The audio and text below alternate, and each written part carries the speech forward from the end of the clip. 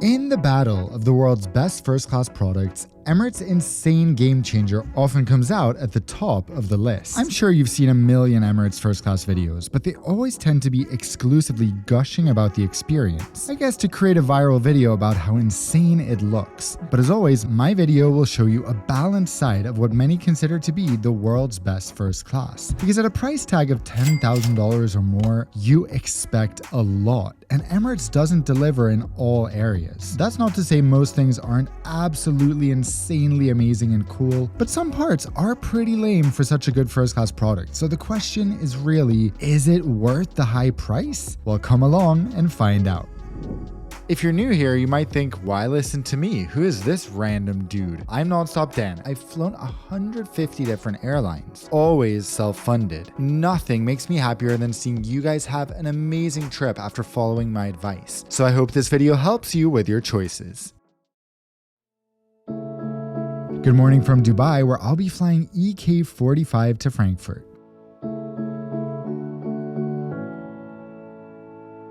Although a departure time of 8:40 isn't so early, when flying first class, you want to maximize the lounge, so it feels early. Driving to the airport at 6 a.m. even ahead of an Emirates first class flight always makes me wish I'd booked a later flight. But if you want a good deal, sometimes you pay for it in inconvenience, and let me tell you, I think I got as sweet a deal as there is on this ticket, which I'll share at the end of the video. Emirates first class passengers usually get limo service, but that's only if you paid cash. And I'm not about to pay $10,000 for a one-way ticket to Europe, so I use points, and I'll share exactly how I got, in my opinion, the best deal on this ticket at the end of the video. It may not come with limo service today, but it came with my limo service. This is Oscar and Dan's service.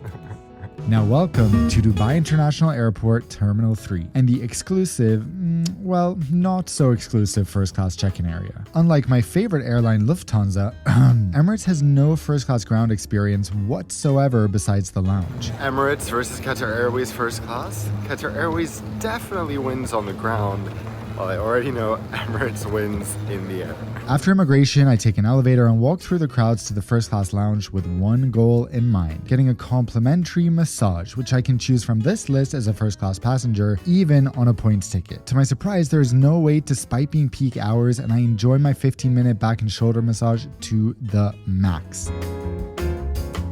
After that, I just wander through the lounge, which spans a good stretch of the concourse on the floor above the terminal. I loved this lounge last time I was there, and I still think it has some great redeeming qualities, but today I'm looking to de-stress and suddenly feel like, wow, this lounge is not that de-stressing. It's so massive, yet features very little cozy seating and has a lot of noise from the terminal below. I passed the different dining outlets, but saved myself for the flight, which turns out to be a wise decision, as you'll soon see, because this flight is going to have some of the best in-flight catering of my life. In fact, I want to stop moaning because the ground experience is really the weakest and most nonsensical part of this whole first class package, so let's head to the gate. Sadly, it's a 20-minute walk away. Imagine that Lufthansa provides a transfer in this situation. To me, that disparity is one of the bigger questions in life. So although this is one of the world's best first classes and I love Emirates, there is no reason someone paying $10,000 or more for a one-way 6-hour flight should need to walk for 20 plus minutes to get to their gate. Come on,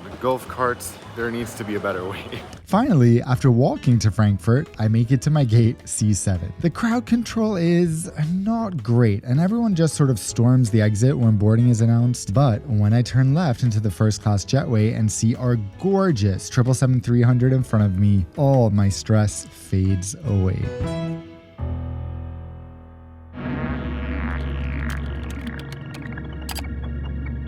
This beauty is one of just 9 777s in Emirates' fleet to feature the world's so far only floor-to-ceiling, fully enclosed first-class suites. Considering this seat was introduced over 5 years ago and Emirates has a fleet of 124 777-300 ERs, that means your odds of actually getting this seat are ridiculously low. Unless you know the most common routes it serves, which I'll share with you in a moment. My aircraft is registered Alpha 6 Echo Quebec Hotel and features a total of 354 seats with just 6 first-class game-changer suites in the front 2 rows in a 1-1-1 configuration. You might think, who would want to sit in the center seats here? Anyone, actually. Actually, they have virtual windows you can see outside with small cameras that were installed on the exterior of the fuselage, and these seats are more spacious than the ones by the windows. Still, I opted for 1K because that was all that was available when I booked 2 days before the flight. For me, the best seat in this entire cabin is 2A, since there's no suite directly next to it, but you have a slightly wider seat being in the second row. Otherwise, if traveling with someone else, these seats in row 2 would be my preference. Let's hop on board so I can show you what these seats look like after I answer the question you're all asking.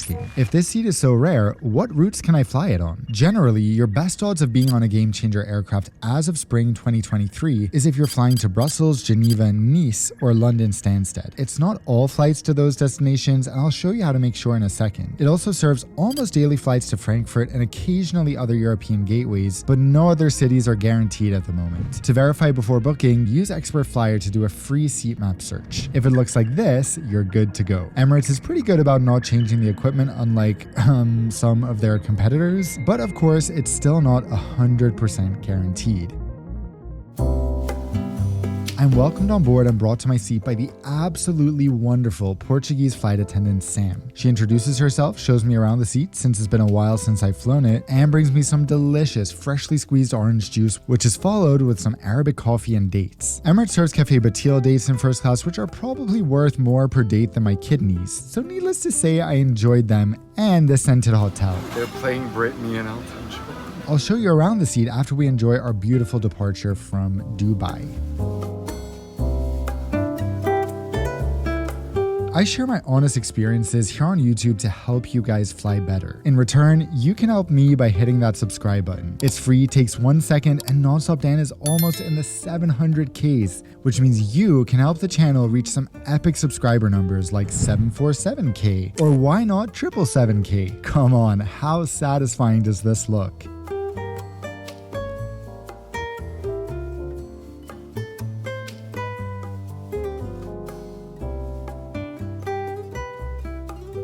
If I were to describe the Emirates Game Changer seat, I'd say it's giving luxury sports car meets private cabin in the woods. It's a remarkably cozy yet spacious seat with tasteful, luxurious finishes. Well, besides this part, which is peeling off, but if I take off my glasses, I can't even see it. The walls are floor to ceiling, which somehow feels so natural before you remember that no other airline has a seat like this yet. There are 2 ways to get in and out, plus a bonus method for bothering the cabin crew with requests for which I'll share later. We have the little communication and serving door, which is the crew's preferred way of serving things, and the enormous door which closes and creates a completely private suite. There are no overhead bins, so you can store your things in this closet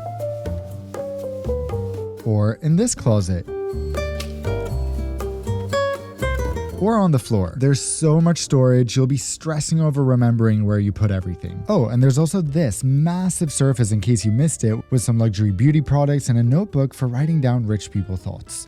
I'm bringing it home for good manifestation vibes. If you're hungry during the flight, which is probably the most unlikely scenario you'll be facing in Emirates first class, you have a snack bar on each side of the giant entertainment screen. This side contains all types of yummy goodies, and this side contains some drinks. The suites in row 2, as I mentioned earlier, are wider since the cabin wall is slightly slanted in row 1, so you also have soda here in row 2. Stay tuned for the real food because, wow, there's an annoying amount of things to show you here, so let me be quick. Remote in the armrest, massive tablet that is a separate entertainment screen but also controls all types of other things. Oh, and it can be detached completely. Little drink table, individual air vents all over which can be controlled through this screen that adjusts your suite temperature, lighting, and more. You also have seat controls on the armrest because why would you not? And this storage bin because why would you not? Oh, and USB-C, USB-A, and AC charging. The tray table comes out of here and takes up more space than an entire economy class seat. This is an incredible seat and one of my favorite products in the world. But how is the soft product, the thing that makes a good seat, irrelevant? Let's find out next.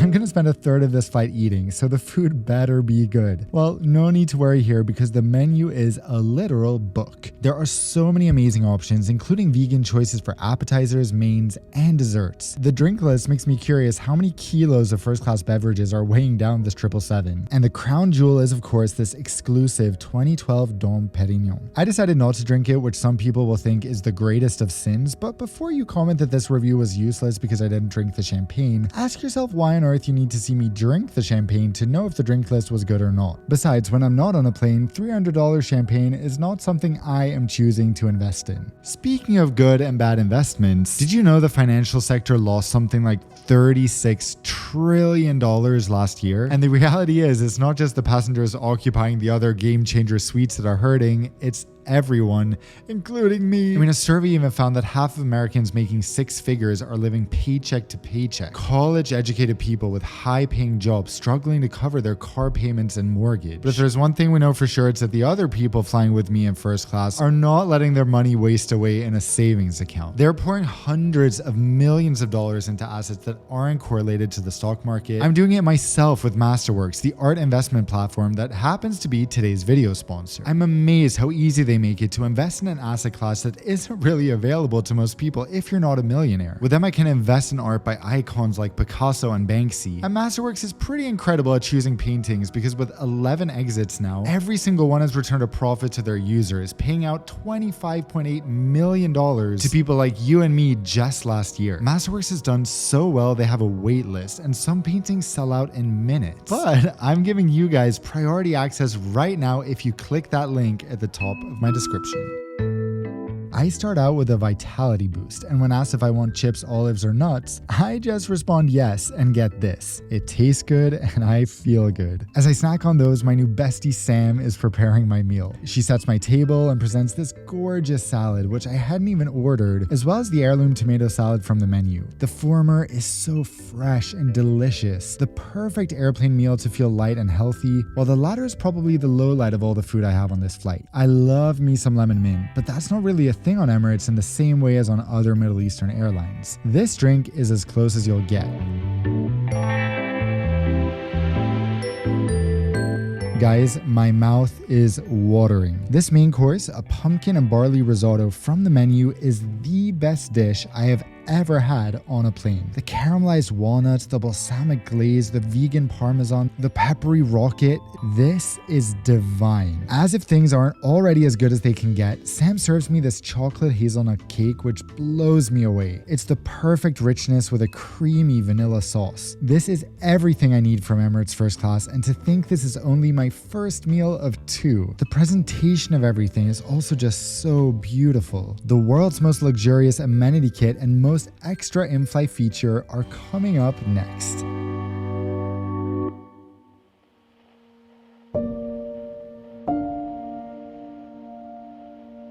What a view. If only I had a way to enjoy it up close. Well, I do, because the Emirates Game Changer comes with binoculars. And not just any binoculars, hardcore binoculars.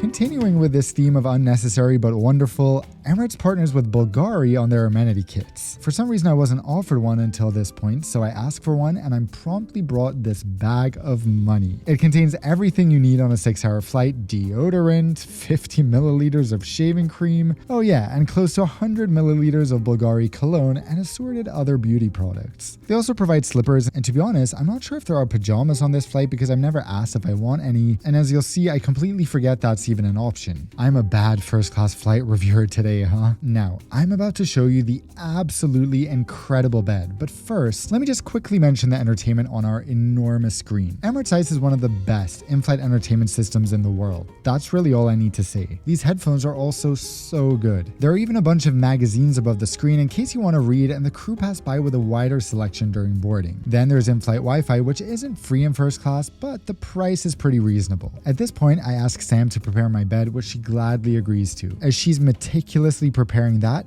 I head to the lavatory. These are stocked with more Bulgari products and amenities, and having 2 bathrooms for 6 passengers is pretty sweet. Let's go check out the bed.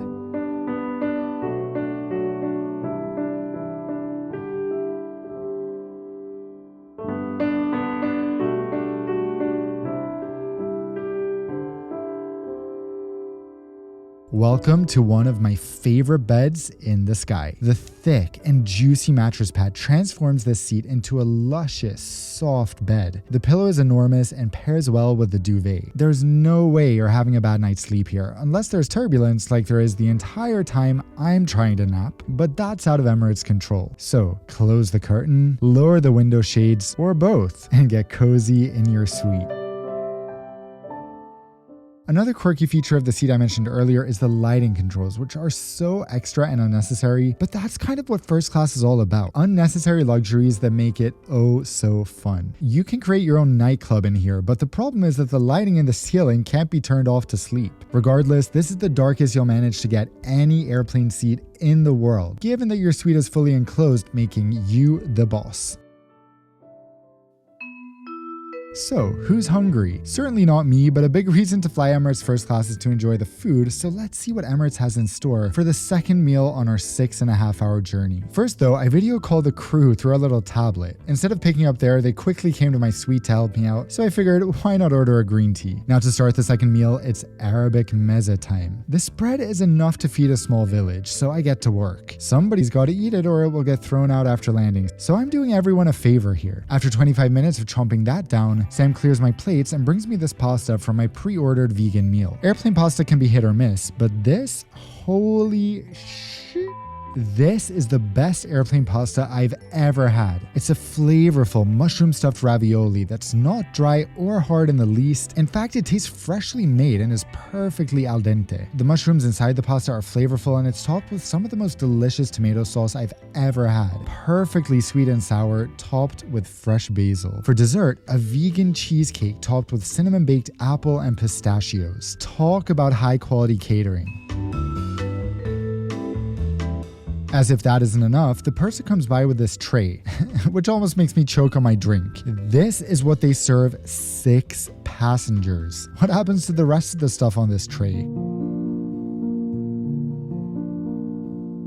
As we start approaching Frankfurt, I just want to say thanks again to Sam. First class is entirely sold out on this flight, but I haven't felt for a second that there's a single other person on board. If there's any request, she's there within 10 seconds. My plates are cleared as soon as I'm finished. She kneels to speak with me, calls me by my last name constantly, and pronounces it correctly. That is as good as service gets. And of course, I submitted these compliments to Emirates online as well. I'm about to share all about how I paid and got what I consider to be a great deal, but just to quickly conclude, Emirates first class is as good in the air as it's bad on the ground. The entire in-flight product is incredible, and I wholeheartedly recommend trying to experience it if you can, keeping in mind that there's absolutely no semblance of first class service when you're not on board, perhaps besides some parts of the lounge. Still, it's so good on board that I would choose this over most airlines offering better ground service, and would absolutely say it's worth it, even if it's not all around a perfect first class experience. It'll be interesting to see if my opinion changes once Lufthansa, Swiss, and Air France have introduced their new suites in coming years, since they provide a lot more service before and after the flight itself. So let's talk payment, because I'm sure you're all sitting there waiting for me to stop talking about my experience and waiting to hear how this can become your experience. There are currently 3 relatively attainable ways of booking Emirates first class with points. The easiest is Air Canada Aeroplan, which is also the most expensive, so I'll ignore that in this video, although I might talk about it in the future because it's really the only way for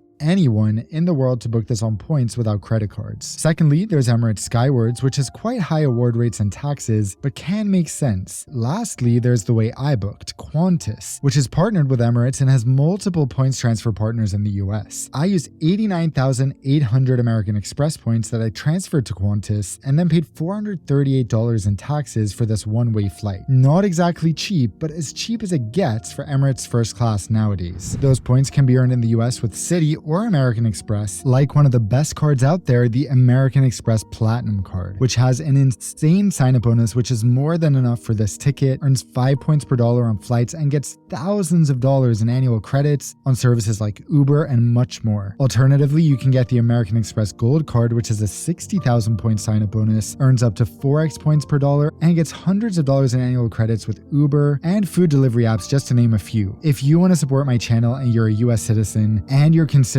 getting one of these cards, the best thing you can do is use one of the links below in the description. If you use them to apply, you're supporting me in the best way possible, so thank you. And thank you for watching this video. I cannot wait to see you in the next one, and until then, fly safe.